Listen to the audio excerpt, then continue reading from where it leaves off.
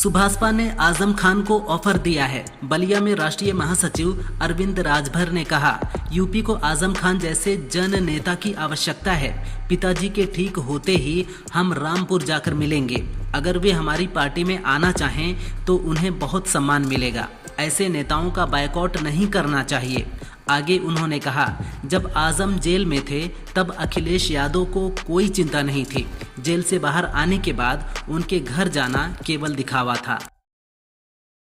कांग्रेस नेता राहुल गांधी कल आईपीएस पूरन कुमार के परिजनों से मिलने पहुंचे। इस दौरान उन्होंने कहा, आईपीएस के परिवार पर प्रेशर डाला जा रहा है, ये नहीं होना चाहिए। हरियाणा सरकार अफसरों को अरेस्ट करे और दिवंगत आईपीएस का अपमान ना करे। उन्होंने प्रधानमंत्री नरेंद्र मोदी से भी एक्शन लेने की अपील की है। उन्होंने कहा, ये सिर्फ एक परिवार का मामला नहीं है, देश में करोड़ों दलित हैं, उनको गलत संदेश जा रहा है। नॉर्वे की नोबेल समिति ने वेनेजुएला की विपक्षी नेता मारिया कोरिना मचाडो को 2025 का नोबेल शांति पुरस्कार दिया है। वेनेजुएला सरकार ने इस पर गुस्सा जाहिर किया और नॉर्वे व ऑस्ट्रेलिया में अपने दूतावास बंद कर दिए। बता दें, अमेरिका समेत कई देश मादुरो सरकार को मान्यता नहीं देते हैं। नोबेल मिलने के बाद मादुरो ने मचाडो को डायन कहा था। 58 वर्षीय मचाडो वेनेजुएला में छिप कर रह रही हैं। हरियाणा में आईपीएस पूरन खुदकुशी मामले की जांच कर रहे एएसआई संदीप ने गोली मारकर सुसाइड कर लिया है। संदीप रोहतक साइबर सेल में तैनात था। पुलिस को घटनास्थल से 3 पेज का सुसाइड नोट मिला है। इसमें उसने आईपीएस पूरन पर गंभीर आरोप लगाए हैं।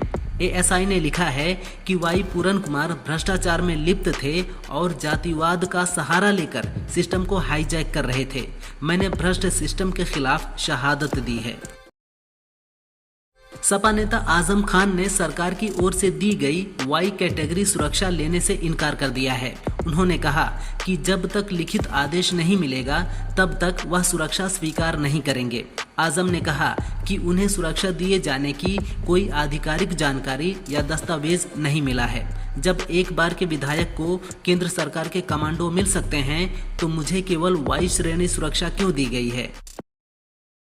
तमिलनाडु के पूर्व मंत्री और एआईएडीएमके के राज्यसभा सांसद सीवी षणमुगम ने विवादास्पद बयान दिया है। उन्होंने कहा, मुख्यमंत्री एमके स्टालिन चुनावों के लिए कई ऐलान करेंगे। वे मिक्सर, बकरियां और गाय मुफ्त में दे देंगे। शायद हर व्यक्ति को एक पत्नी भी मुफ्त में दे देंगे। इधर सत्ताधारी दल डीएमके ने सांसद की टिप्पणी की निंदा करते हुए कहा कि इस टिप्पणी ने एआईएडीएमके की महिलाओं के प्रति विकृत मानसिकता को उजागर किया है।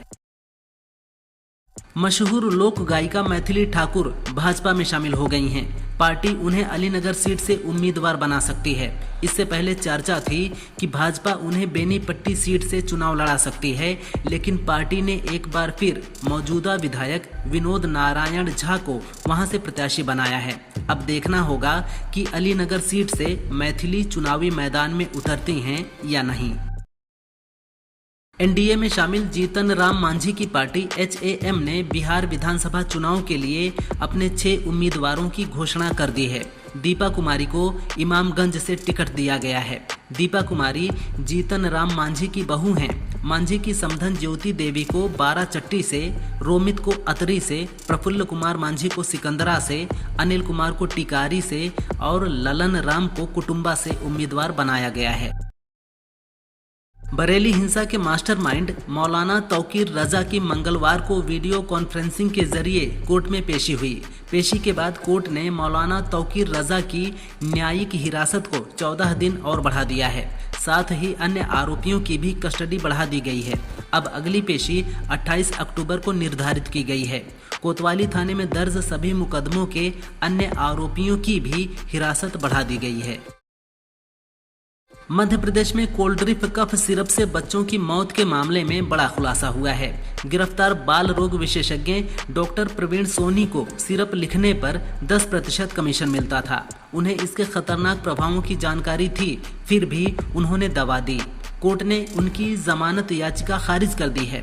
अब तक इस सिरप से 20 से ज्यादा बच्चों की मौत हो चुकी है। सरकार ने कफ सिरप की बिक्री पर रोक लगाकर जांच के लिए एसआईटी गठित की है।